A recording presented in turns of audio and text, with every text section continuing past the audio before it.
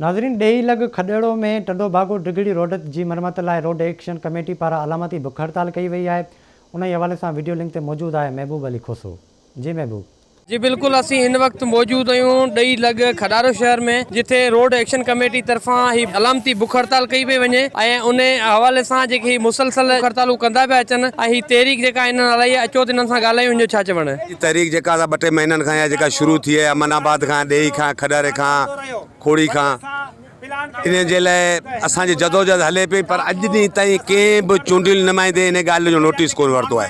असांजे इन खां पोइ असांजो इहो ॿियो मरहलो जेको आहे इंशाअल्लाह जे टंडो भागो में वरी बुख हड़ताल कंदासीं।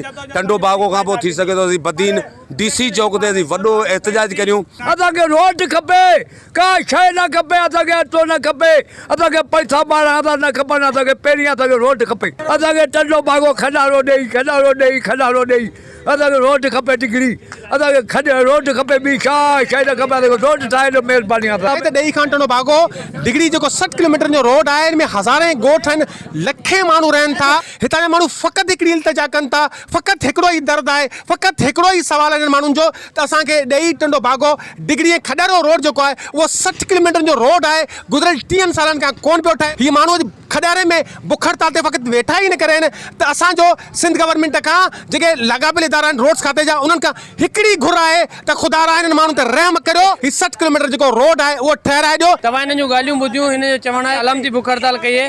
अञा बि बुख हड़ताल जा दायरा असीं वधाईंदासीं, वसी कंदासीं, जे असांजा ही मुतालबो पूरो न कयो वियो।